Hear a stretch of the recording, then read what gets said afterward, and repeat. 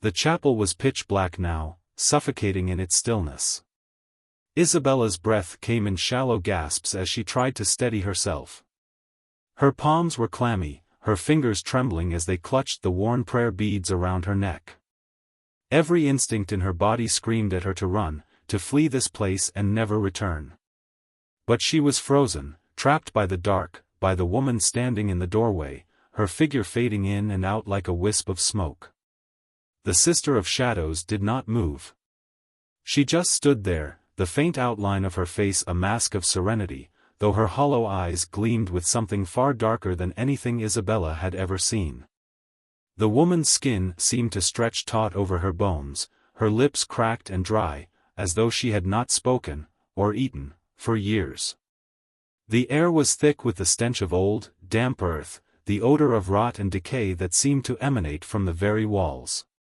Isabella's heart hammered in her chest, each beat sounding louder than the last, as if the walls themselves were listening. She forced herself to stand, but the effort was excruciating. Her legs felt like lead, and every step forward felt like wading through thick, invisible sludge. The sister's eyes never left her, and every movement she made was slow, deliberate, like the creeping of a shadow inching forward, one dark inch at a time. "Why are you here?" Isabella whispered, though her voice barely rose above a breath. Her throat was dry, and the words felt foreign on her tongue. The sister did not answer, only took a single step into the room, her dark habit flowing around her like a cloak made of night itself. Isabella's heart stuttered. The silence in the room was so heavy it threatened to crush her. She could feel the darkness pressing in on her, wrapping around her like cold hands. Every instinct told her to run, to flee to the light of day, but her feet refused to move. Instead, her gaze was drawn to the woman's face. No, not face, she realized with a jolt. Not a face at all, but a mask of sorts, something worn over an emptiness. Her lips moved, but no sound came from them, only the crackle of the silence around them. "Who are you?" Isabella's voice cracked, more forceful now, as though trying to break through the suffocating weight of fear. The Sister of Shadows stepped closer still, and this time, Isabella could hear the faintest whisper of movement, her foot dragging across the cold stone floor. The darkness around her deepened, folding in on itself as the shadows thickened. "You shouldn't have come here," the sister murmured, her voice as cold and dry as the grave. It was a sound that seemed to come from nowhere and everywhere at once, as though it were carried on the wind itself. The words hung in the air, sharp and bitter, like the taste of something rotten. Isabella's heart pounded wildly. She wanted to scream, to shout for help, but her voice refused to work. Her body was paralyzed with terror. The sister's eyes flickered for a moment, and something passed between them, a connection, a flash of recognition that Isabella could not comprehend. It was like a deep, buried memory clawing its way back to the surface, something she had long since forgotten. The convent was old, ancient even, but it was more than just a building. Something about it, something dark and ancient, had been here long before she had arrived. She could feel it now, pressing against her mind.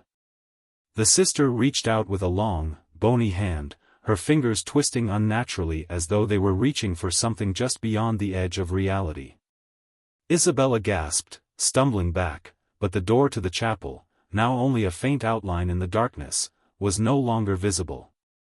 The walls had shifted. The room was no longer the chapel she had entered, it had become something else. The sister's hand touched her forehead, cold as ice, sending a shock through her body. Isabella recoiled, but the sister's grip tightened, and in an instant, the darkness grew thicker, colder, swallowing the light from the few candles that had remained lit. A low, guttural sound came from the depths of the sister's throat, a sound that could not possibly belong to any human being. "Leave this place, or you will become part of it." Isabella wanted to scream, wanted to lash out, but her body refused to obey. She felt herself slipping, sinking into the dark, like being pulled into the depths of a suffocating ocean. Her vision blurred, and for a moment, she saw flashes, scenes of the convent, scenes of suffering, of people who had been here before her. Faces that had been twisted by something older, something malevolent, etched in pain and despair. The sister's grip loosened, and the darkness began to recede. For a brief moment, the candlelight flickered back into existence, and the chapel seemed to return to normal. But Isabella could still feel the weight of the shadows pressing against her, their cold fingers brushing against her skin. The sister of shadows was gone. Isabella blinked rapidly, her chest heaving as though she had been holding her breath for hours. She stumbled out of the chapel and into the cold, empty hallway, her eyes darting around in panic. She wanted to run, but her legs felt like they were made of stone. Her mind was spinning, the image of the sister of shadows burned into her memory, the echo of her voice still ringing in her ears. The convent was not what she had expected. It was not just a place of solitude, of retreat. It was a prison, one that had been built upon centuries of suffering, a place where the walls themselves seemed to hunger for the souls of the living. She needed to leave. Now. But as she turned to flee, she heard it again, soft, gentle, like the breath of wind through cracked stone. A whisper, so faint it was almost imperceptible, but unmistakable. Sister. She froze. It was coming from the shadows at the end of the hall, from the very walls that seemed to shift and breathe around her. She could feel it, the cold breath on her neck, the dark presence moving just beyond her vision. Isabella's pulse quickened, and she backed away, her eyes wild. She was alone, she told herself. She had to be alone. But the walls were closing in, the shadows pulling her into the blackness. She could hear the footsteps again, those slow, deliberate steps. The sister was coming. Panic seized her, and with a desperate cry, she turned and ran. The hallways twisted before her, the floors groaning beneath her feet, as though the building itself were alive, shifting, moving, to trap her.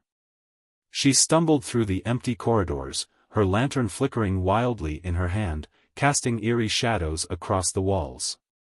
She could feel them watching her, the eyes of something ancient and malevolent, waiting for her to make a mistake.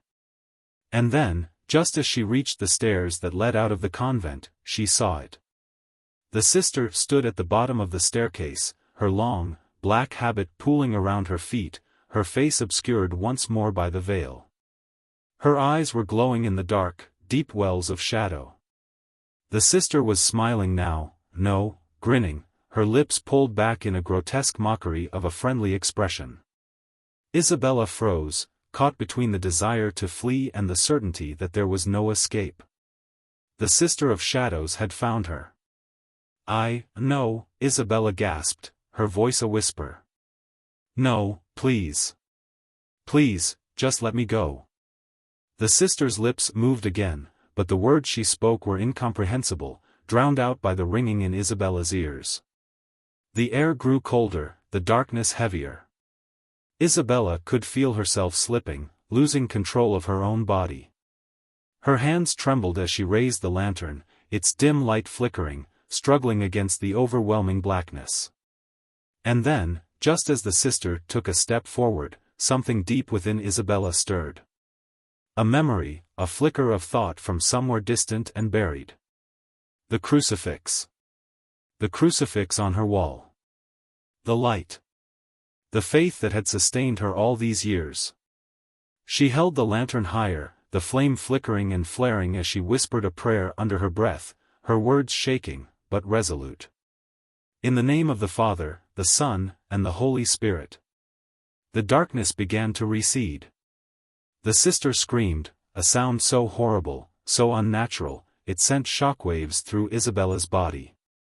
The woman's face contorted in agony, her form shimmering and warping as though the very fabric of reality was tearing around her. Shadows stretched, buckled, and then, with a final, earth-shaking roar, the figure vanished into the abyss. The convent fell silent once more.